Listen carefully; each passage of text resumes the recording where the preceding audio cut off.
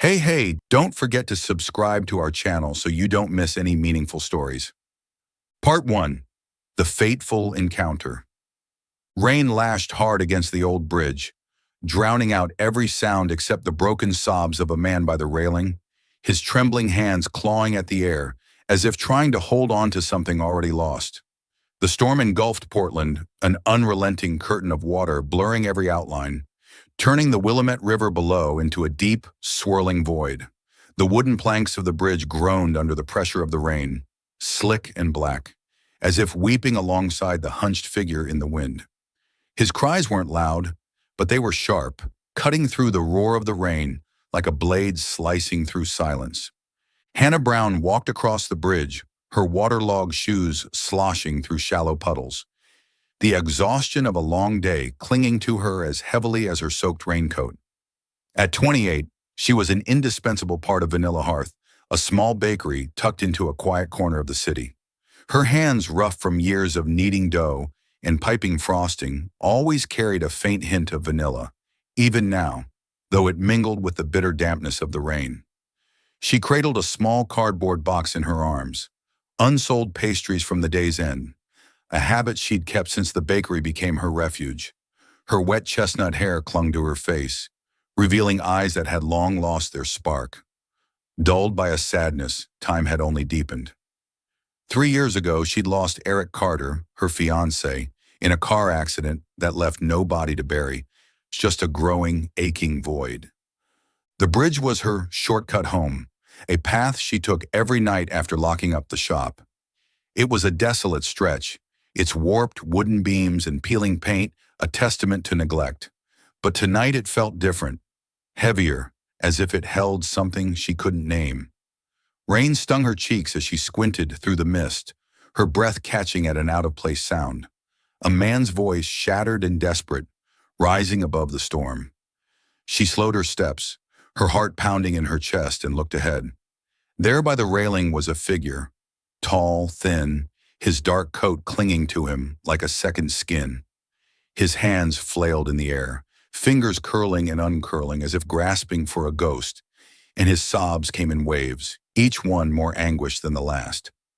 I don't remember, he muttered, words spilling out between gasping breaths, nearly swallowed by the relentless rain. His voice was hoarse, frayed at the edges, as if he'd been crying for hours, or years. Hannah's steps faltered, the box of pastries slipping slightly in her grip.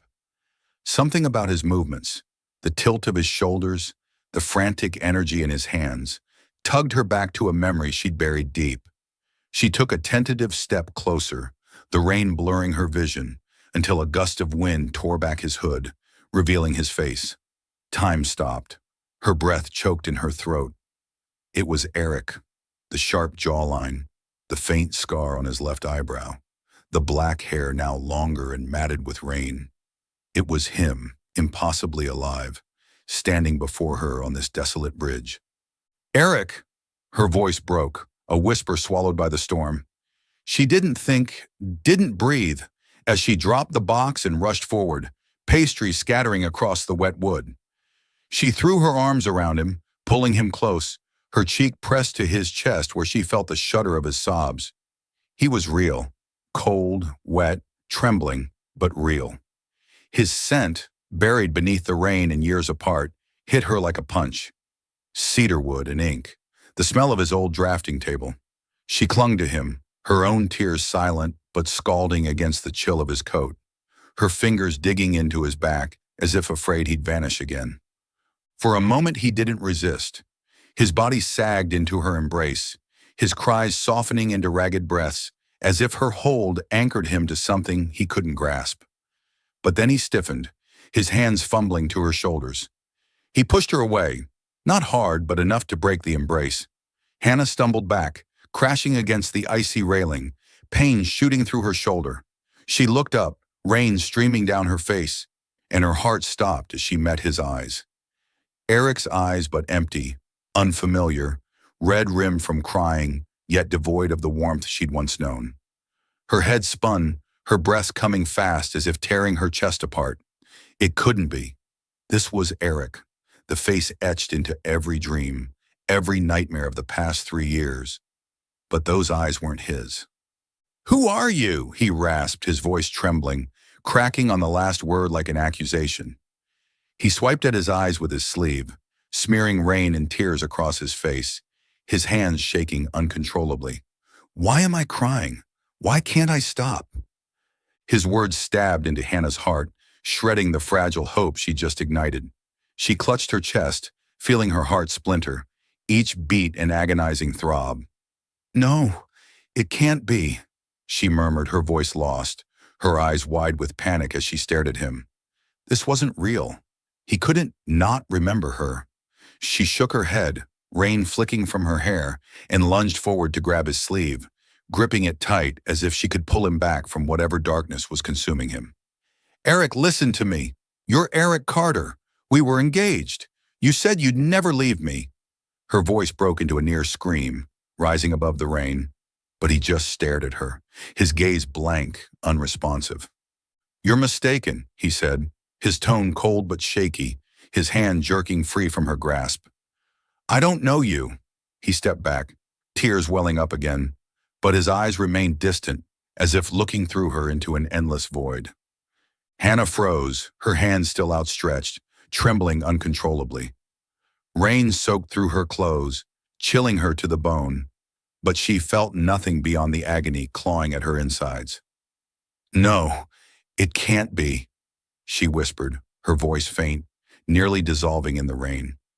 She dreamed of this moment hundreds of times, finding him, holding him, hearing him say her name, but not like this. Not an Eric who sobbed, who was a stranger, who looked at her like she was insane. She sank to her knees, hitting the wet wood hard, water splashing around her. "You have to remember me. You can't forget me," she sobbed, burying her face in her hands, tears mingling with the rain, despair flooding her, like it would drown her. The man before her was Eric, but not her Eric, and that truth cut deeper than any pain she'd ever endured. The bridge creaked beneath them, a mournful sound blending with the rain. He turned away, his shoulders slumping as another sob tore through him, leaving Hannah kneeling there, broken, unable to believe the man she loved most was gone, even as he stood before her. Part 2. The Unfolding Thread. The rain still poured relentlessly as Hannah left the bridge, her feet heavy as if bound by the icy droplets.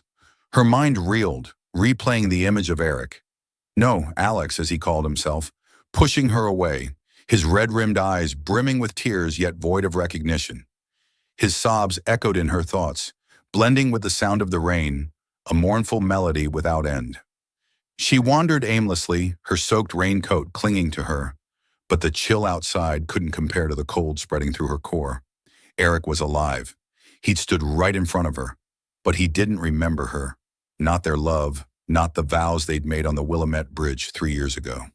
That truth was a dagger, twisting deeper into her heart with every breath she tried to take. The next day, Hannah didn't go to the bakery. She called in sick, her voice hoarse over the phone, and the manager only sighed, asking no questions. She curled up on the sofa in her small apartment, gray light from the window casting shadows on her pale face. Before her sat an old wooden box where she kept Eric's mementos, handwritten letters, photographs, and the silver engagement ring inscribed with tiny letters, H&E forever. She picked up the ring, her trembling fingers tracing its worn surface, and memories flooded back like a torrent. It had been an autumn evening when Eric knelt by the Willamette River, the old bridge's lights reflecting in his eyes as he said, "Hannah, you're my everything. No matter what happens, I'll never leave you." She'd laughed, tears of joy streaming down her cheeks, and slipped the ring onto her finger. But then the accident happened, and all she had left was a wordless pain. Now he was back, but not her Eric. Hannah bit her lip, tears falling onto the ring, streaking across her hand. "You can't have forgotten me," she whispered, a plea cast into the void. "You can't." But his vacant stare on the bridge, his trembling voice asking, "Who are you?" cut into her like an unhealing wound. She had to find out what had happened. She had to know who he was, or rather, who he'd become. Fueled by burning resolve, Hannah followed the only clue she had, a card that had fallen from his coat pocket when she'd embraced him on the bridge. It bore the name Alex Miller and an address on the outskirts of Portland, nearly an hour's drive from the city center. She pulled on her coat, tugged up her hood, and boarded a bus, her heart heavy but refusing to let her falter. When the bus stopped in a quiet little town, she stepped off, her breath forming white puffs in the crisp air left by the rain. Alex's house sat at the end of a dirt road, a simple wooden cabin with smoke curling from its chimney. Hannah knocked, her heart pounding, and an older man opened the door. George, with silver hair and kind but wary eyes. "Who are you?" he asked, his voice deep but not harsh. "I'm Hannah," she replied, striving to keep her tone steady. "I met Alex last night, on the Willamette Bridge. I need to talk to him." George frowned, studying her from head to toe, then sighed. "Come in," he said, swinging the door wide. Inside, Martha, a petite woman with a gentle smile, was setting the table. Alex wasn't there, but Hannah felt his presence in the scent of burning wood from the fireplace and an unfinished sketch on the table. A bridge identical to the Willamette, but torn at one corner. George gestured for her to sit, then began speaking, his voice slow as if each word carried weight. "We found him 3 years ago, unconscious by the roadside after a car accident. No ID, no memories, just a broken ring in his hand. The doctor said he had total amnesia, didn't know his name, didn't know his past. We named him Alex Miller, took him in as our own. He's lived with us since, working at the lumberyard, but..." He paused, gazing out the window where the rain had stopped. "He's not okay. He cries in his sleep, calling a name he doesn't even understand. And whenever it rains, he goes out, standing for hours like he's searching for something." Hannah listened, her chest tightening, each of George's words pinning her heart. Her Eric had become Alex, a lost man carrying an unconscious pain he couldn't explain. She clenched her fists, nails digging into her palms, and asked, "Can I see him?" George shook his head. "He just left. After coming back last night, he cried all night, said nothing. I don't know who you are to him, but don't hurt him more. He tried to destroy that sketch of the bridge." He pointed to the torn paper. "Like it was driving him mad." Hannah nodded, but inside her resolve only blazed brighter. She left the house. The image of the bridge sketch burned into her mind and returned to the city. That evening, she found Alex again, not on the bridge, but in a nearby park where they'd once strolled together. He sat on a bench, his coat damp from drizzle, his red eyes staring into the distance. Hannah approached, her voice trembling. "Alex, or Eric, I don't know what you want me to call you, but we loved each other once. You were everything to me." He looked up, his gaze foggy but sharp. "I'm not who you want," he snapped, his voice rough as if strangled. "I'm just a lost man. Don't you get it?" Tears rolled down his cheeks, though he turned away, hiding them with his sleeve. "I don't know you. I don't remember anything." But the sobs in his voice betrayed the hardness he tried to project, and Hannah felt her heart shatter once more. She stepped closer, undeterred by his wary glare. "You don't have to remember right now," she said, her voice soft but firm. "But I won't give up. I know you're in there somewhere, Eric." He didn't reply, only lowered his head, tears dripping to the ground, and Hannah stood there a few steps away, feeling the distance between them stretch wider than the 3 years apart. Back at her apartment, Hannah sank to the floor, clutching the engagement ring to her chest. She remembered Eric's smile as he slid it onto her finger, the light in his eyes as he spoke of their future. Now he cried in his dreams, cried in the rain, without knowing why. Her tears fell, soaking her shirt, but she wiped them away, whispering to herself, "Even if you don't remember, I'll help you stop crying. I'll bring you back." Outside her window, the rain began again, each drop like the pulse of a promise yet to fade. Hannah gripped the ring, her heart aching but not hopeless. She knew this journey would be long, would be hard, but she couldn't and wouldn't give up on Eric, even if he was Alex now, even if he wept for memories he couldn't grasp. Part 3. A New Beginning. Hannah woke in her small apartment, the faint morning light filtering through the curtains, illuminating her face, a face weary, with dark circles under her eyes from sleeplessness. Last night, she'd lain awake for hours, clutching the silver engagement ring, her mind flooded with images of Alex, or Eric. She wasn't sure what to call him anymore. His sobs on the Willamette Bridge, the distant look in his eyes as he pushed her away, and the question, "Who are you?" replayed like a haunting refrain. But amid the chaos, a thought sparked within her.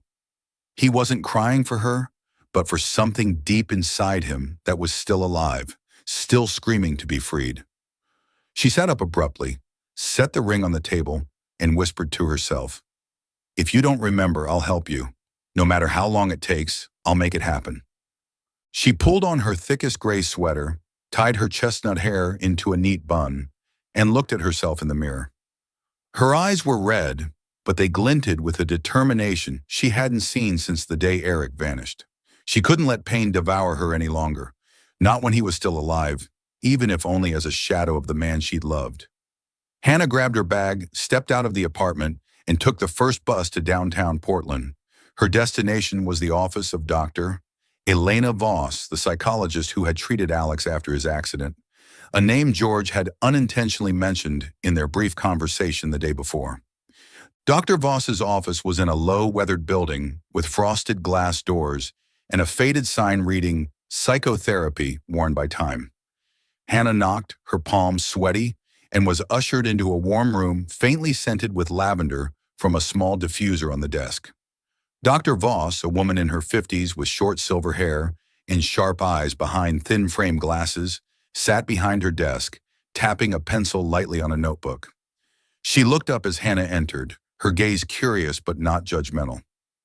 "Who are you?" she asked, her voice low and calm, as if accustomed to complex stories. "I'm Hannah Brown," she replied, sitting in the chair across from her, gripping her bag's strap to steady herself. "I'm here about Alex Miller. I think he was once Eric Carter, my fiancé. He went missing after an accident 3 years ago, and I thought he was dead, but last night I saw him on the Willamette Bridge. He didn't remember me, but he was crying so much like he was hurting over something he couldn't understand." Dr. Voss stopped tapping her pencil, set it down, and leaned back in her chair, her eyes fixed on Hannah. "You say he was crying?" she asked, a hint of surprise in her tone. Hannah nodded, recounting every detail, his sobs in the rain, the way he clutched his head muttering, "I don't remember," and the bewildered look as he pushed her away. Dr. Voss scribbled something, then sighed, a heavy, thoughtful breath. "He suffered total amnesia after the accident, a rare condition called global amnesia," she explained, her voice deliberate as if choosing each word carefully. "His brain wiped out his past to protect itself from the trauma. But memories don't vanish completely. They're buried, locked in the subconscious. The crying you described, those unconscious reactions, could be signs of repressed memories. They're tied to powerful emotions, love, loss, or a promise he once held dear." She paused, peering at Hannah over her glasses. "If you want to help him remember, you'll need to use emotional anchors, things that mattered to him before. Sounds, scents, images, anything that might awaken his subconscious. But I warn you, this won't be easy. It could be painful, for him and for you." Hannah swallowed hard, feeling a weight press on her chest. Painful? She'd lived with pain for 3 years, each day a fresh cut as she thought of Eric.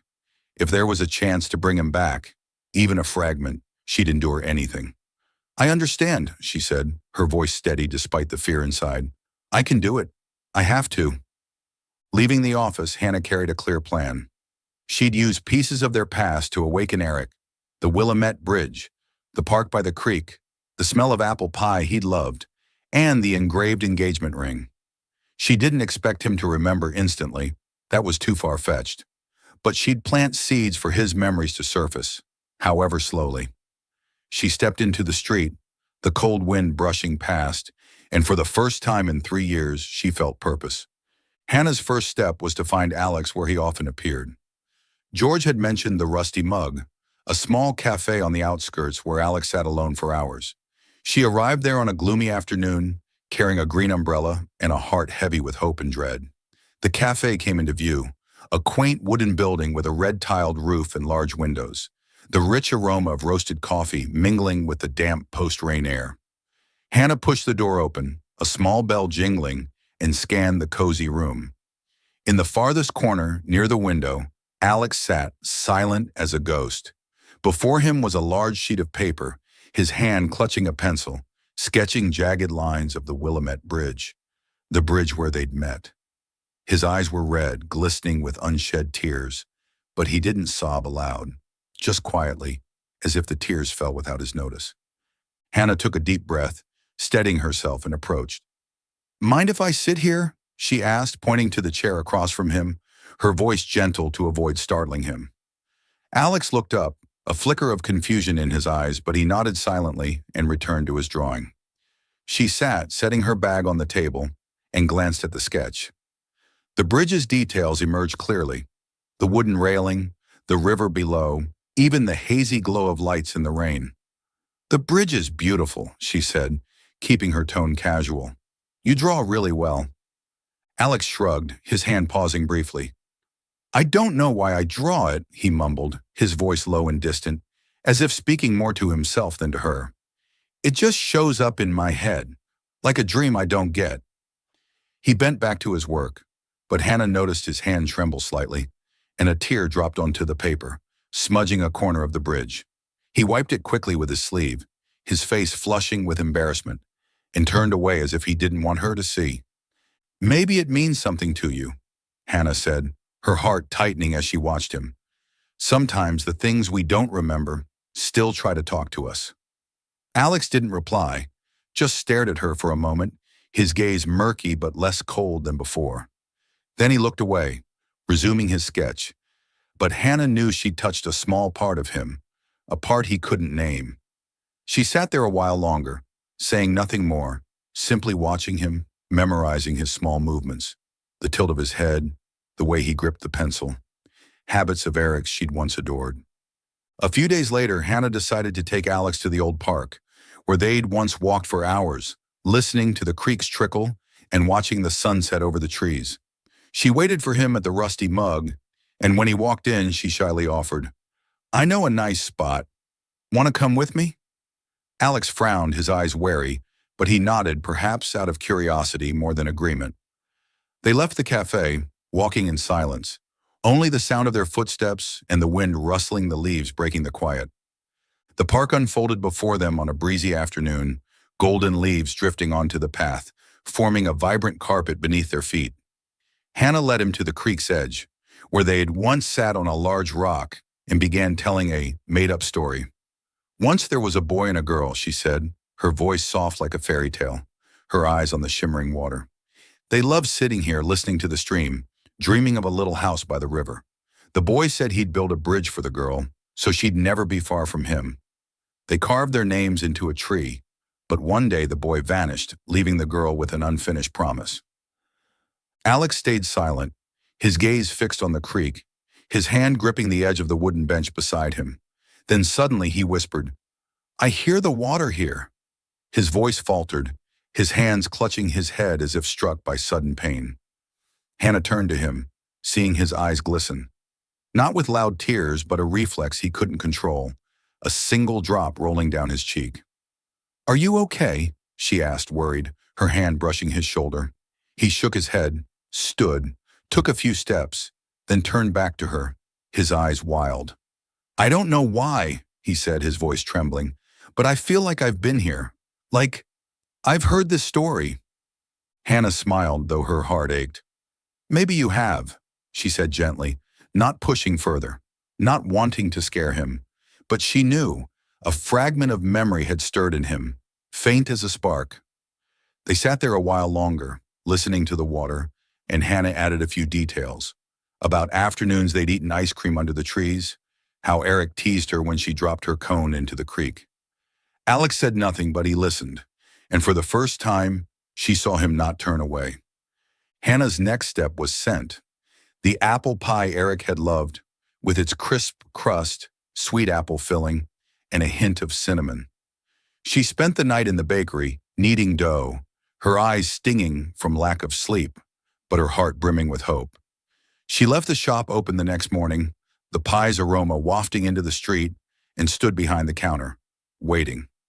The miracle came that afternoon when Alex walked in, his eyes red as if he'd been crying somewhere. He paused at the door, inhaled deeply, and muttered, "This smell, why does it make me sad?" Hannah stepped out from the counter, holding a small pie, forcing a natural smile. "Want to try?" she asked, offering it to him. He took it, bit into it, and his face shifted.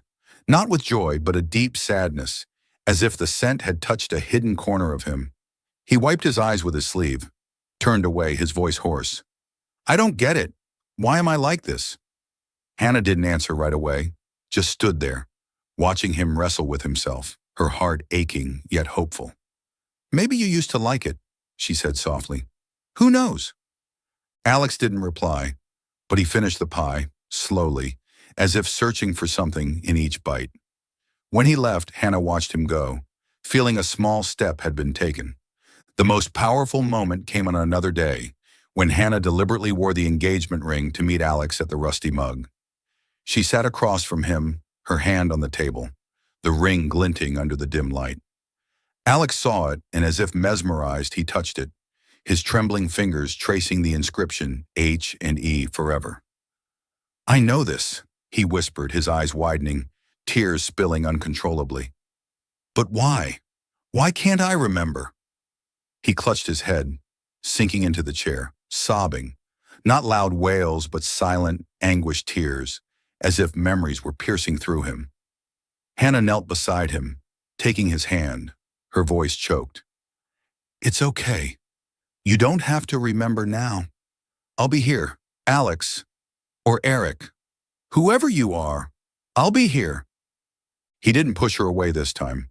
He sat there gripping her hand, tears falling to the floor, and in that moment, Hannah felt an invisible thread between them, fragile but real. A touch of gentle humor came the next day, when Hannah invited Alex to the bakery to try more pastries. She clumsily dropped a tray of apple pies right in front of him, flour flying everywhere, coating her clothes and even dusting her hair. Hannah froze, her face flushing, while Alex stared, then unexpectedly laughed, a small chuckle through the tears still lingering from before. "You're so clumsy," he said, his voice light. And in that instant, Hannah saw a glimpse of the old Eric, the man who'd laughed heartily whenever she spilled flour in the kitchen, who'd brushed it from her hair and teased, "You're such a lovable disaster." She laughed too, her heart warming, if only briefly, and said, "I did it on purpose, just to make you smile." Alex shook his head, but the smile didn't fade, and for the first time she felt him less distant. Hannah left the bakery that day with fragile but tangible hope. Alex didn't remember her yet, but the anchors were working. He was feeling the past, even if only in tiny shards. She stepped into the street, the cold wind brushing past, and looked up at the gray sky. She knew the road ahead was long, fraught with pain, but she wouldn't give up. For Eric, for Alex, and for herself. The ring on her finger gleamed, a promise yet to dissolve, and she smiled, though silent tears fell. Are you still following the story? Comment where you are following the story so we know where the story is spreading in the world. Part 4. Climax. The days following Hannah's use of emotional anchors to awaken Alex's memories brought a subtle shift in the air between them. It wasn't the clear closeness she'd once dreamed of, but a vague sensation, as if they stood on the edge of a monumental secret about to burst open. Alex still kept his distance, his eyes sometimes cold, sometimes bewildered, but he no longer snapped at her as he once had. He listened more, to her imagined stories about the park or her shy invitations to go somewhere. Hannah sensed a change in him, no longer the hollow shell of a lost man, but a soul in conflict, even if he didn't realize it. His eyes weren't entirely vacant anymore. Occasionally a spark flared, as if he were grasping at a memory that slipped away too fast to hold. But she never anticipated that this very shift would lead to an unforeseen event, thrusting them onto the precipice between truth and pain, where everything they knew about each other would be turned upside down. That afternoon the sky hung heavy, ominous with the promise of an approaching storm. Alex returned to George and Martha's wooden house after a long day at the lumberyard, his mud-caked boots leaving smeared tracks across the floor. He stepped inside, clutching a new drawing, once again, the Willamette Bridge, but this time more detailed than ever. The wooden railing, the swirling river below, even the misty glow of lights in the rain were rendered with uncanny precision, as if he'd stood on that bridge hundreds of times. But his hand trembled as he set the sketch on the table, his fingers gripping the pencil so tightly his knuckles whitened, as though he'd drawn it in a surge of uncontrollable emotion. He intended to head to his room to rest, but he froze when he caught whispers drifting from the kitchen. The door stood ajar, revealing George's low, worried voice. "Martha, I'm not sure anymore. He's not really Alex. We named him Alex Miller, but he doesn't belong to that name. He cries for someone we don't know, someone from his past, someone he can't forget even though he doesn't remember. I'm afraid one day he'll find the truth and we'll lose him." Martha's reply came choked, trembling as if on the verge of tears. "But we gave him a home, George. We love him like our own son. If he's not Alex, then who is he? How do we hold on to him when he doesn't truly belong here?" Their words struck Alex like a thunderbolt. The drawing slipped from his hand, spinning across the wooden floor before coming to a stop, the bridge's lines blurring in the dim afternoon light. His heart pounded, so fast he felt his chest might explode. "Not really Alex?" he muttered, his voice faltering, his hand clenching into a fist, nails digging into his palm until blood seeped out. George's words were a cold, sharp blade, tearing through the fragile shield he'd built over the past 3 years. A fabricated identity, a life that wasn't truly his. If he wasn't Alex Miller, then who was he? The dreams of a girl in the rain, the sound of water in the park, the scent of apple pie that made him ache. What were they? Where did they come from? He bolted from the house, ignoring Martha's frantic cry behind him. "Alex, where are you going?"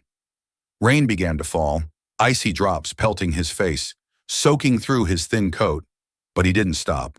He ran, his feet slipping on the wet dirt road, mud splashing onto his pants, his breaths ragged as if tearing his throat apart. He didn't know where he was going, only that he had to escape that house, escape the name Alex Miller, escape the truth suffocating him. When he reached an empty field near the house, he collapsed, his knees slamming into the soft earth, rain and mud seeping through his clothes. He tilted his face to the sky, screaming into the storm, "Who am I? Who am I?" His shout melted into the rain, echoing across the vast emptiness, but no one answered. Only the cold droplets met his face, as if trying to drown him in nothingness. He clutched his head, tears streaming down, mingling with the rain until he couldn't tell them apart. He felt himself unraveling. Not Alex, not anyone. Just a shadow lost between two worlds. He staggered to his feet, stumbling forward, his legs heavy as if bound, unsure where he was headed, knowing only that he couldn't return to the wooden house, couldn't face George and Martha, the people who'd given him an identity he now suspected was a lie. At the same time in Portland, Hannah was at Vanilla Hearth, kneading dough for a fresh batch of apple pie. She'd decided to remake Eric's favorite, hoping to bring it to Alex next time to keep stirring his memories. Light from the window spilled onto the counter, illuminating her rough hands, fingers still faintly scented with vanilla, though today she worked mechanically, her mind drifting to recent moments with Alex. She recalled how he'd touched the ring, whispering, "I know this," with wet eyes and the rare smile when she dropped the tray of pies. Each small memory was a flicker of hope, but also a deeper cut into her heart, reminding her he hadn't truly returned. As she opened a drawer beneath the counter to grab a pie tin, a small notebook fell out, its leather cover worn and tied with a faded thin rope. Hannah frowned, picking it up, and her heart stopped when she recognized the handwriting on the cover. Eric's, sharp and slanted, identical to the architectural sketches he'd once drawn on their dining table. Her hands shook as she opened it, yellowed pages unfolding before her like a portal to the past. The early pages held his bridge design ideas, small sketches of railings, pillars in the Willamette River, interspersed with cheerful notes about their life. Hannah made apple pie today, but she forgot the cinnamon.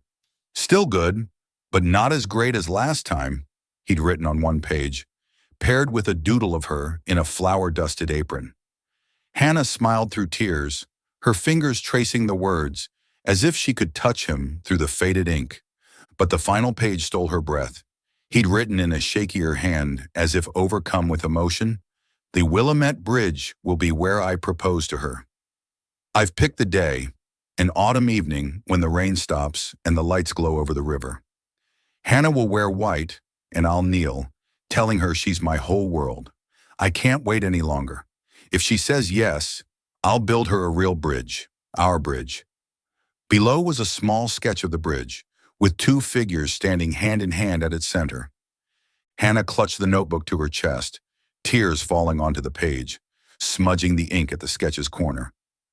"Eric," she whispered, her voice breaking, as if he could hear her across time and space. He'd planned to propose on that bridge, the bridge where she'd found him, where he'd cried in the rain without knowing why. The truth was both sweet and agonizing, a double-edged blade piercing her heart. She pictured him there, in the suit he wore for special occasions, kneeling with the ring, a radiant smile on his lips. But the accident had stolen him away, leaving her with pain and an unfulfilled promise. Now with him back, even as Alex, even without memory, she knew the bridge was the key. If it was where he'd meant to pledge his vow, it would be where she'd help him remember, even if it destroyed them both. She wiped her tears, stood, and tucked the notebook into her bag. Outside, rain began to fall, pattering on the bakery's roof like a summons. Hannah locked the shop, pulled up her hood, and left with a burning resolve. She had to find Alex, and she had to take him back to the Willamette Bridge. That night, rain pounded Portland relentlessly, as if the sky roared alongside their pain. Hannah found Alex after hours of searching the outskirts, from the rusty mug to the old park, finally to a narrow road near the field where he'd collapsed. He stood beneath a large oak, his soaked coat clinging to him, his red eyes empty, black hair plastered to his forehead by the rain. He didn't look at her as she approached, only muttered, "I don't know who I am anymore." Hannah grabbed his hand, her own icy but gripping tight, unwilling to let go. "Alex," she said, her voice trembling yet firm, "come with me. I need you to see something, just this once." He didn't resist, just gazed at her with weary eyes, as if drained by the storm within him. She pulled him along, through flooded streets, past the city's dim lights, until they stood before the Willamette Bridge. The bridge loomed in the darkness, lit only by the weak glow of old street lamps piercing the thick rain. Wind howled, rattling the structure, the wet planks creaking beneath their feet. The river below churned violently, its black waters a void ready to swallow everything. Hannah stopped in the middle of the bridge, facing Alex, and pulled the notebook from her bag, handing it to him despite the rain soaking its leather cover.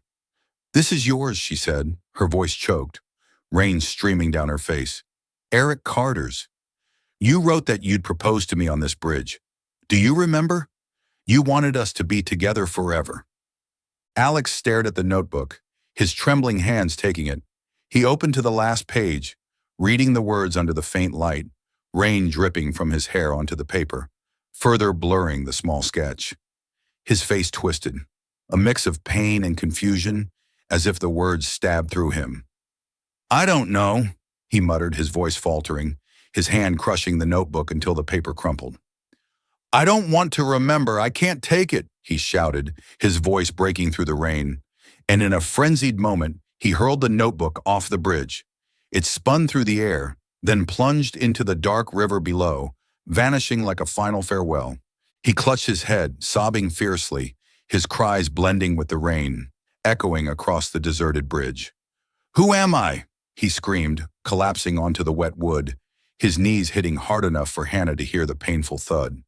"I'm not Alex, not Eric. I don't want this anymore. I can't take it." He pounded his fists against the bridge, water splashing, nails clawing at the wood as if to tear it apart. Rain poured over him, soaking through his clothes, making him shudder, but he didn't stop crying. Loud, broken sobs, as if all the pain he'd suppressed for 3 years erupted at once. Hannah stepped forward, heedless of the rain lashing her face, the wind numbing her hands. She knelt before him, grabbing his shoulders, shouting over the storm, "You're Eric! You're the man I love. You promised you'd stay with me, no matter what. You can't give up. You can't give up on me." But Alex shoved her back, stumbling away, his eyes wild, red with tears and rain. "You don't get it," he roared, his voice hoarse and torn. "I don't remember. All I feel is pain. Pain that's killing me. I don't want to remember. I don't want to feel this." He fell again, his knees slamming into the wood, the rain pouring as if to drown him. Hannah knelt beside him, her tears mixing with the rain, grasping his hand despite his attempts to pull free. "You don't have to remember now," she said, her voice breaking, rain flooding her mouth, bitter and sharp. "But you have to give me a chance. Give us a chance. I lost you once. I can't lose you again." She hugged him, pulling him close despite his feeble struggles. She held tight, her arms around his shoulders, her cheek pressed to his hair, feeling his body tremble with sobs.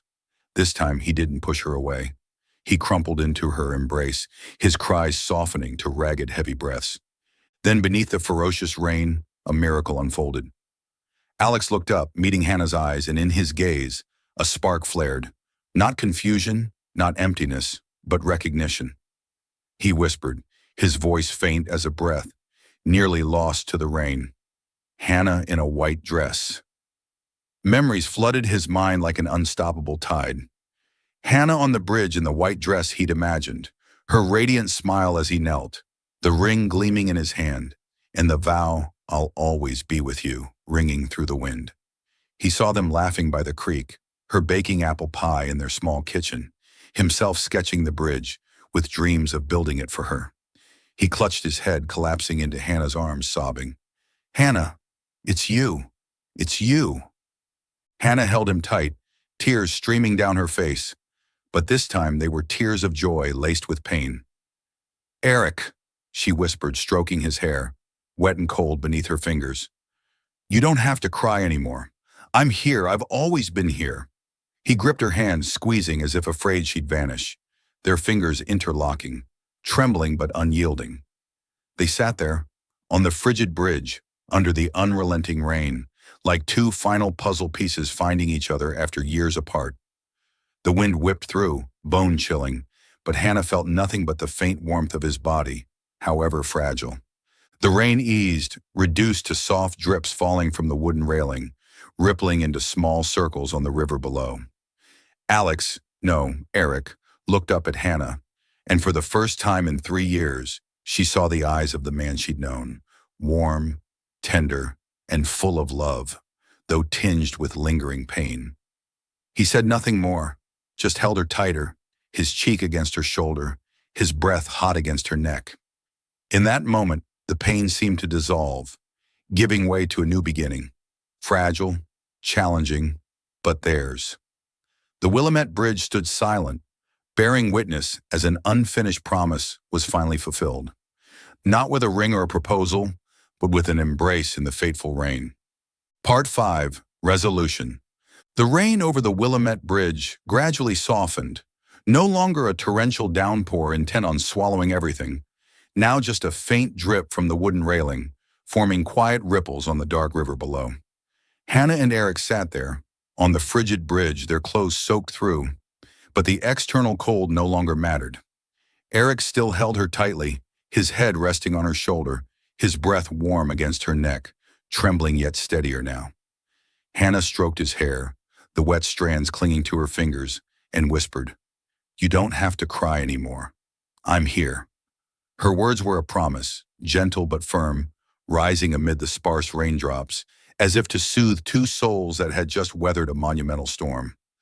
But when Eric looked up, his eyes weren't the radiant ones she'd once dreamed of reclaiming. They were still warm, still tender, but now laced with a deep pain, a turmoil she'd never seen before. He released her hands slowly, as if afraid the touch wasn't real. He stared down at his own hands, trembling and streaked with rain and mud from when he'd pounded the bridge's floor.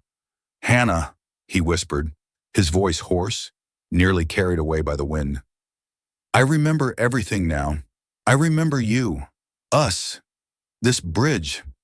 But I don't understand why I forgot you for 3 years. Hannah smiled, though tears still rolled down her cheeks, mingling with the lingering rain. She took his hand, squeezing it to let him feel her warmth. "That doesn't matter," she said, her voice soft yet resolute. "What matters is that you're back. You're here with me, right now." But Eric shook his head, his gaze darkening, as if pulled down by a shadow from the past. He pulled his hand from hers, stood and staggered to the railing, leaning against it as if needing support to keep from collapsing. "No, Hannah," he said, his voice breaking, trembling as if on the verge of tears again. "I cried because I forgot you. I abandoned you for 3 years, left you alone with that pain, while I lived as someone else. A man named Alex Miller, who knew nothing about you, nothing about us. I don't deserve you. I don't deserve your love." He bowed his head, gripping the railing so tightly his knuckles whitened, and tears fell again, silently dripping onto the wooden planks, merging with the puddles of rainwater. Hannah rose and stepped toward him, her heart aching at his self-reproach. She placed a hand on his shoulder, gentle but firm enough to turn him to face her. "Eric," she said, her voice choked yet strong, "your tears brought you back to me. You didn't abandon me. You were taken from me. It wasn't your fault. The accident, those years weren't your choice, but you're here now, and that's all I care about." She hugged him, pulling him close, her cheek pressed to his chest, hearing his heart race as if it spoke the words he couldn't. Eric trembled in her arms, his hands slowly wrapping around her back, holding tight as if afraid she'd vanish if he let go. "I don't know how to forgive myself," he whispered, his voice faltering, tears soaking into her hair. "Every time I remember, you in a white dress, your smile, our promise, it hurts. I forgot it all, Hannah. I forgot you, forgot myself." He looked up, meeting her eyes, and for the first time she saw him cry, unrestrained. Small, broken sobs like a lost child finally finding the way home. Hannah wiped the tears from his cheeks, her hands trembling but tender. "Eric," she said, her voice soft as a lullaby, "you don't have to carry that pain alone anymore. I don't blame you. Never have. You fought to come back, even if you didn't know it. Every time you cried, every time you felt sad without knowing why, that was you searching for me, and I found you. We found each other."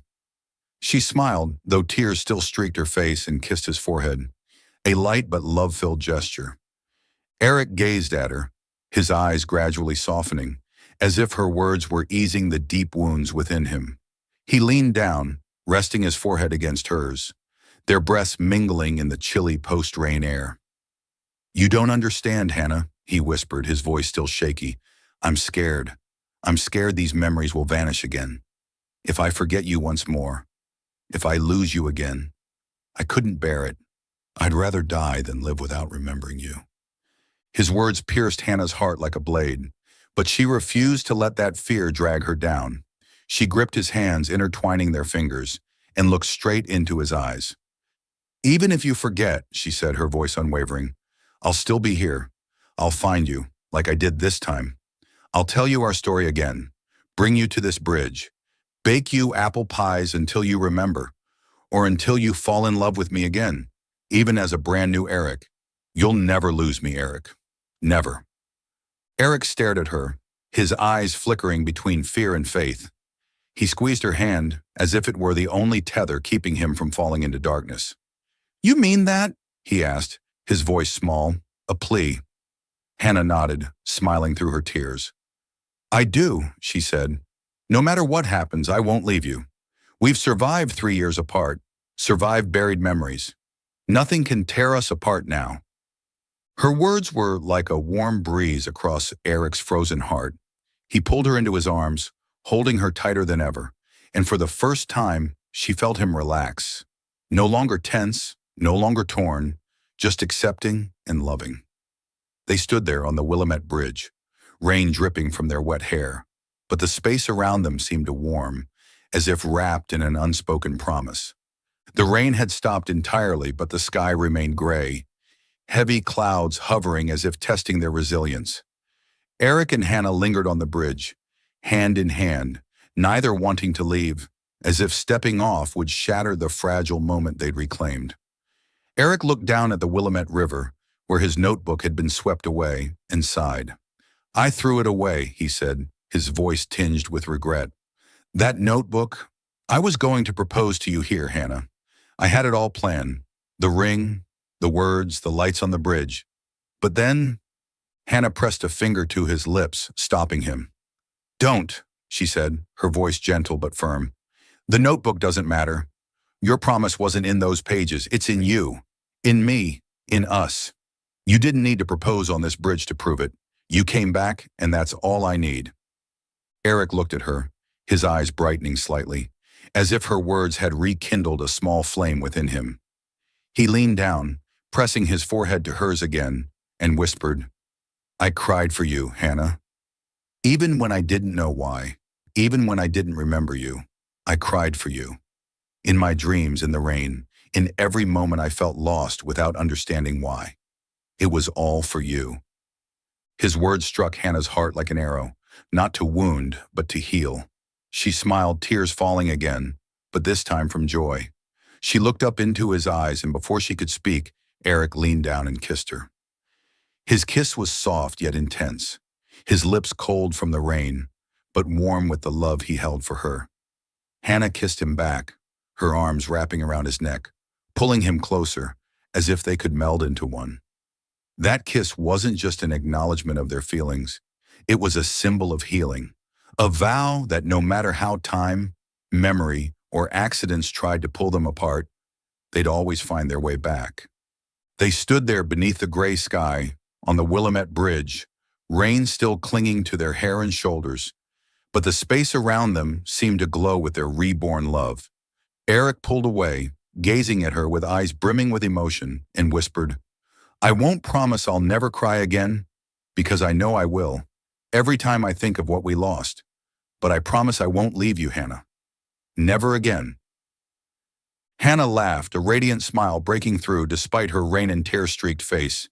Then cry, she said, her voice playful. But cry with me, okay? Eric let out a small, genuine laugh, the first she'd heard in 3 years. And it was the sound of the old Eric, the man who'd once made her happy with just a smile. They held hands and walked across the bridge, leaving behind the raindrops and old pains. The Willamette River flowed on, carrying away the notebook and their lost years, but it couldn't take their love. The bridge stood silent, having witnessed their struggle, fear, and finally their healing, a testament to two souls finding each other in the fateful rain. Part 6, a fulfilling conclusion. The fateful rain on the Willamette Bridge had passed, leaving Hannah and Eric with a new beginning. Not a perfect return to the past, but a journey to rebuild from the fragments. In the days following Eric's regained memories, they didn't rush into each other's arms like in romantic tales. Instead, they moved slowly, like two people rediscovering a familiar path blurred by time.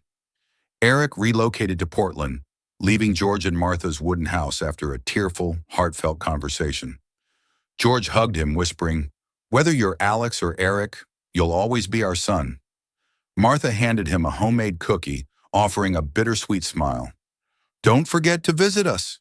Eric nodded, his heart heavy but certain that he needed to reclaim himself, and Hannah was the key to that.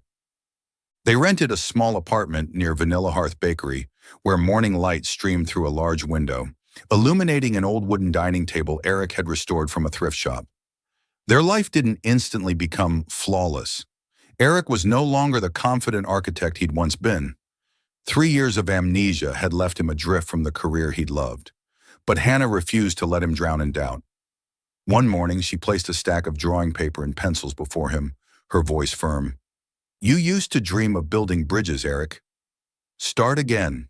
I believe in you. Eric looked at her, his eyes wavering between fear and faith. He picked up a pencil, his hand trembling slightly, and began to sketch. Awkward lines at first, but they grew steadier. He drew the Willamette Bridge, not as a painful memory, but as a symbol of rebirth. Inspiration struck him one rainy night as he sat by the window, watching droplets streak the glass. I want to build a new bridge, he told Hannah, his voice tinged with excitement. One called memory, not just for us, but for everyone who's lost and found something again. Hannah smiled, resting her hand on his. Then do it, she said. The memory bridge will be yours.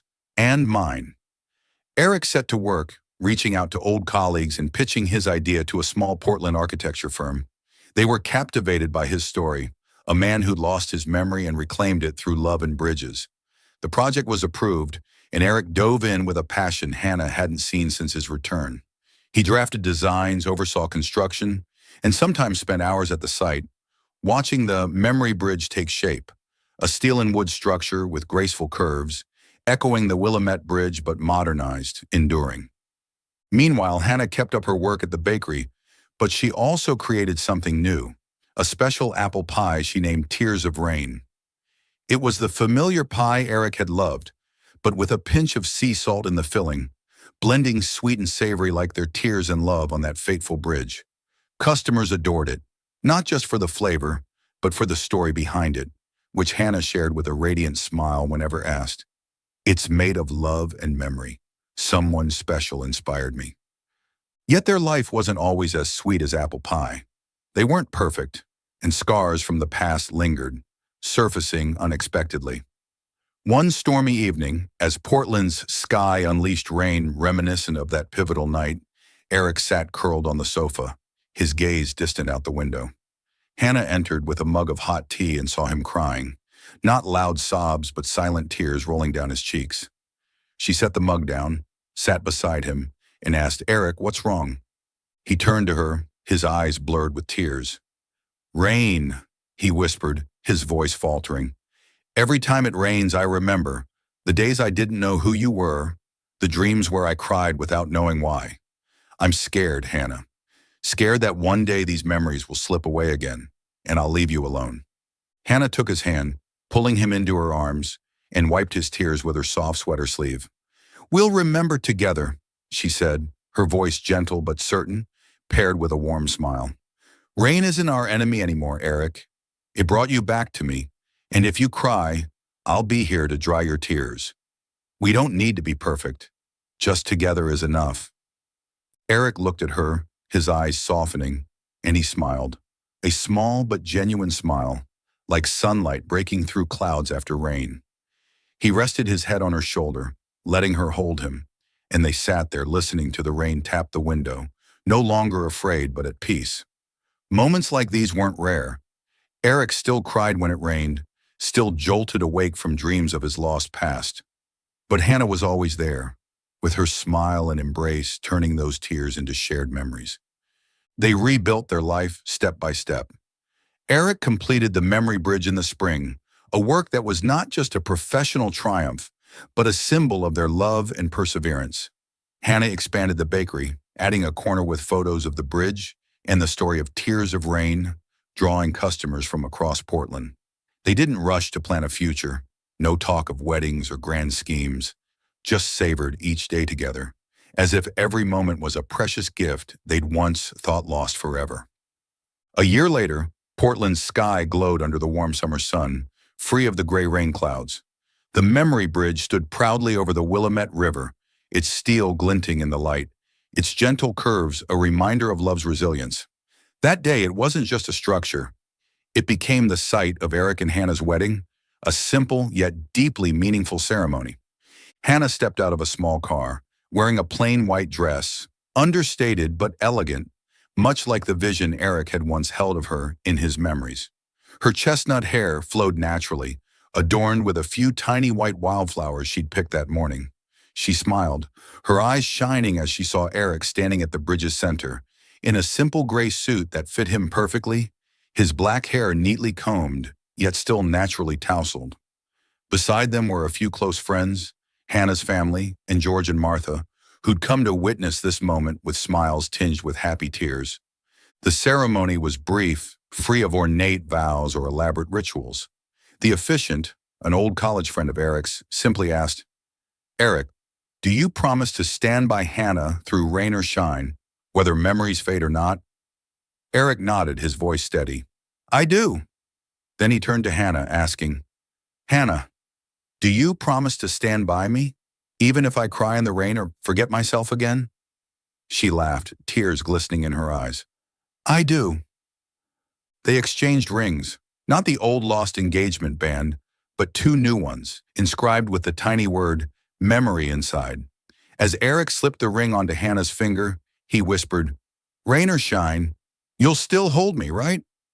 Hannah nodded, replying, "Rain or shine, I'll hold you." Then he leaned down and kissed her, a sweet, profound kiss under the warm sunlight filtering through the memory bridge. His eyes sparkled, but this time there were no tears, just joy and peace. The small crowd clapped, laughter rang out, and a few wildflower petals were tossed from the railing, fluttering in the breeze before drifting to the river below.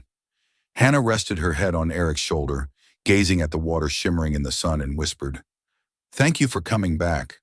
Eric hugged her tighter, replying, "Thank you for not giving up on me." They stood there hand in hand on the memory bridge, a symbol not just of their past but of the future they'd build together. The Willamette River flowed quietly beneath, carrying away old pains, leaving behind a new beginning, not perfect but complete in their own way. Thank you for following this heartfelt story of Soul Stories channel. Share your thoughts about the story in the comments below. If you believe that true love can withstand all trials and sometimes begins in the simplest of ways, don't forget to hit the like button and share this story with your friends. To never miss out on touching and meaningful stories, subscribe to our channel and help us spread messages of love and warmth to everyone.